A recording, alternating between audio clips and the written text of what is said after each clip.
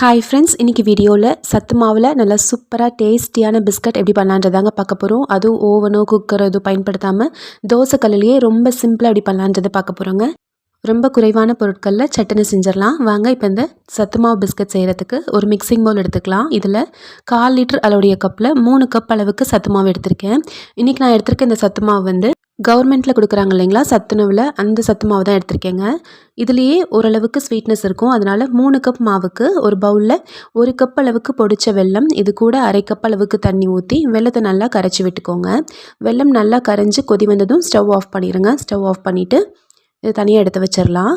இப்போ இந்த சத்து மாவில் 2 டேபிள் ஸ்பூன் அளவுக்கு கருப்பு எள்ளு சேர்த்துருக்கேன். கருப்பு எள்ளோ அல்லது வெள்ளை எள்ளோ நீங்கள் பயன்படுத்திக்கலாம். பிஸ்கட் சாப்பிடும்போது வெறும் மாவாக இல்லாமல் எக்ஸ்ட்ராவாக இந்த எள்ளு சேரும்போது ரொம்ப ஹெல்த்தியாக இருக்கும். நல்லா சாப்பிடவும் டேஸ்டியாக இருக்கும். இது கூடவே 2 டேபிள் ஸ்பூன் அளவுக்கு வெண்ணெயை இதோடு சேர்த்து நல்லா பிசைஞ்சு விட்டுக்கோங்க. வெண்ணெய் இல்லை அப்படின்னா சூடான எண்ணெயை சேர்த்துக்கலாம். நீங்கள் 2 டேபிள் ஸ்பூன் அளவுக்கு சேர்த்து நல்லா இந்த மாதிரி கை வச்சு நல்லா பிசைஞ்சு விட்டுக்கோங்க. இந்த பிஸ்கட் செய்கிறதுக்கு சத்து மாவு தான் யூஸ் பண்ணணுன்ற அவசியம் இல்லைங்க. இதுக்கு பதிலாக நீங்கள் ராகி மாவு அல்லது கோதுமை மாவு எது வேணாலும் பயன்படுத்திக்கலாம். ஒரு கப் இது 1 கப் அது அப்படியும் பயன்படுத்திக்கலாம். மாவுடைய கன்சிஸ்டன்சி பாருங்கள். இப்படி கையில் எடுத்து பிடிக்கும்போது இந்த மாதிரி பிடிக்க வரணும். பிடிச்சிட்டு லேசாக விரல்களில் உடச்சி விடும்போது ஈஸியாக உடையணும். இந்த பதத்துக்கு நல்லா பிசைஞ்சு விட்டுக்கோங்க. சப்போஸ் எண்ணெயோ வெண்ணெயோ சேர்க்கும்போது பத்தலைன்னா இன்னும் கொஞ்சம் சேர்த்துக்கோங்க. இப்போது இந்த அளவுக்கு மாவை நல்லா பிசைஞ்சு விட்டுட்டு இப்போது நம்ம வெல்லத்தை கரைச்சி வச்சுருக்கோம் இல்லைங்களா, அந்த வெள்ளை கரைசலை இதில் ஊற்றிக்கலாம். வெள்ளை கரைசலை சேர்த்துட்டு நல்லா கலந்து விட்டுருங்க.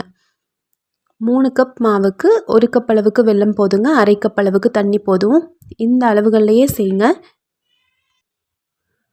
இது ஹோம்மேட் அப்படின்றனால ஒரு 5லேருந்து 6 நாள் வரைக்கும், கிட்டத்தட்ட ஒரு வாரம் வரைக்கும் ஏர்டைட் பாக்ஸில் வச்சு ஸ்டோர் பண்ணிக்கலாம். அதுக்கு மேலே நம்ம வந்து யூஸ் பண்ண வேண்டாம்.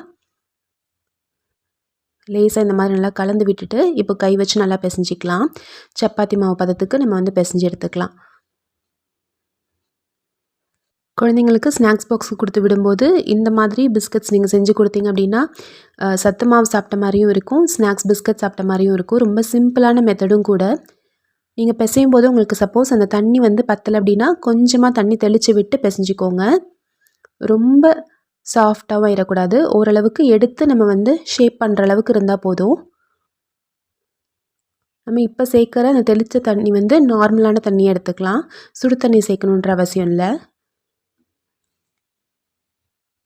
மாவு பாருங்கள், இந்த பதத்துக்கு பிசைஞ்சு எடுத்துக்கோங்க. இப்போ நம்ம பிசைஞ்சு வச்சுருக்க மாவுலேருந்து கொஞ்சம் கொஞ்சமாக மாவு எடுத்து நம்ம கட்லெட் மாதிரி பிஸ்கட் ஷேப்க்கு வந்து நம்ம வந்து தட்டி ஷேப் பண்ணிக்கலாம். ரவுண்டாக இந்த மாதிரி தட்டி ஷேப் பண்ணிக்கலாம்.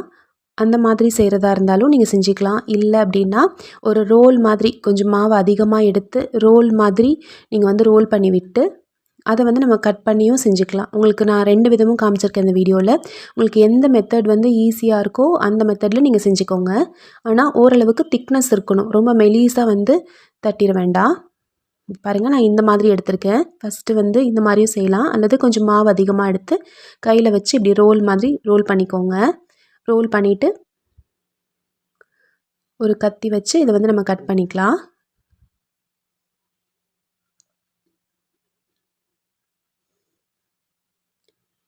இந்த மாதிரி இப்படியும் நம்ம வந்து ஷேப் பண்ணிக்கலாம். உங்களுக்கு எப்படி பிடிச்சிருக்கோ அந்த மாதிரி செஞ்சுக்கலாம். இதே மாதிரி எல்லா மாவுலேயும் செஞ்சு ரெடி பண்ணி வச்சுருங்க. இப்போது எல்லாத்தையும் ரெடி பண்ணி வச்சுட்டு இதில் நம்ம வந்து பிஸ்கட் செய்கிறதுக்கு தோசைக்கல் தான் பயன்படுத்த போகிறோம். தோசைக்கல் வந்து பார்த்திங்கன்னா நான்ஸ்டிக்காக இல்லாமல் இரும்பு தோசைக்கல்லோ கேஸ்ட் அயனோ அல்லது தண்டவாளக்கல்லோ அந்த மாதிரி கல் தோசை தவா வந்து எடுத்துக்கோங்க.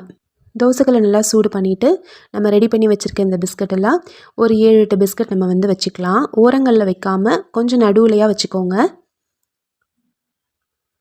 மீடியம் ஃப்ளேமில் கல் சூடானதுக்கப்புறம் மீடியம் ஃப்ளேம் விட கொஞ்சம் குறைச்சி வச்சுருங்க. குறைச்சி வச்சு இந்த மாதிரி வச்சு லேசாக எண்ணெய் சுற்றி விட்டுட்டு இதை வந்து அப்படியே மூடி வச்சிடலாம். மூடி வச்சுட்டு ஒரு சைட் நல்லா வேகட்டும். ஒரு சைட் நல்லா வெந்ததும் எடுத்து நம்ம திருப்பி போட்டுக்கலாம். இது வந்து லோ ஃப்ளேம்லேயே வச்சு குக் பண்ணுங்கள். அப்போ தான் வந்து உங்களுக்கு உள்ள வரைக்கும் நல்லா வெந்திருக்கும். பாருங்கள், திருப்பி போட்டுடுறேன். இந்த சைடும் கிட்டத்தட்ட ஒரு 3 to 4 minutes நல்லா வந்து வேகட்டும். நல்ல லேசான ஒரு ப்ரௌன் கலர் வரட்டும். அது வரைக்கும் நல்லா இதை வந்து குக் பண்ணிக்கலாம். 2 சைடும் நல்ல ஒரு கோல்டன் ப்ரௌன் கலர் வந்ததும் நம்ம தவாலேருந்து எடுத்துடலாம். இதே மாதிரி எல்லா பிஸ்கட்ஸும் நம்ம வந்து குக் பண்ணி எடுத்துக்கலாம். நீங்கள் வந்து குக் பண்ணும்போது மூடி வச்சு குக் பண்ணிக்கோங்க. உள்பக்கம் நல்லா ஹீட்டாக இருக்கும். பாருங்கள், இப்போ நான் 2 சைடும் நல்லா குக் பண்ணிட்டேன். 2 சைடும் பார்க்கறதுக்கு நல்லா சூப்பராக ஒரு ஹோம்மேட் குக்கி மாதிரி ரெடி ஆயிடுச்சு பாருங்கள். இதோட டெக்ஸ்சருமே உங்களுக்கு வந்து அதே மாதிரி தான் இருக்கும். சாப்பிடும்போது உங்களுக்கு வந்து ஹோம்மேட் குக்கீஸ் வாங்கி சாப்பிட்டா எப்படி இருக்குமோ அதே மாதிரி தாங்க இருக்கும். நல்லா டேஸ்டியாக சூப்பராக இருக்கும். இப்போ ஃபஸ்ட் பேட்ச் எடுத்தாச்சு. இதே மாதிரி அடுத்த பேட்ச் நம்ம போட்டு எடுத்துக்கலாம். இது வந்து கொஞ்சம் சூடு ஆறுனதுக்கு அப்புறமா சர்வ் பண்ணுங்கள். சூடு ஆறுனதுக்கு அப்புறம் பார்க்கும்போது கரெக்டாக உங்களுக்கு அந்த குக்கீஸோடைய டெக்ஸ்சர் வந்துடும். இப்போ அதே மாதிரி அடுத்த பேட்சும் போட்டு எடுத்துக்கலாம். நல்லா சூப்பரான டேஸ்டியான ஹோம்மேட் குக்கீஸ் ரெடி ஆயிடுச்சுங்க. இனி பிஸ்கட் வந்து கடையில் வாங்காமல் சத்து மாவு வச்சு ரொம்ப சிம்பிளாக இதே மாதிரி ட்ரை பண்ணி பாருங்கள். குட்டீஸ்லேருந்து பெரியவங்க வரைக்கும் எல்லாருமே தாராளமாக சாப்பிடலாம்.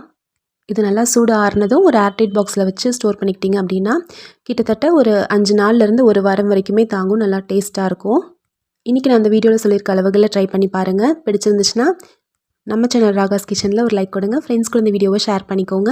நம்ம சேனலை சப்ஸ்கிரைப் பண்ணி வச்சுக்கோங்க. தேங்க்யூ.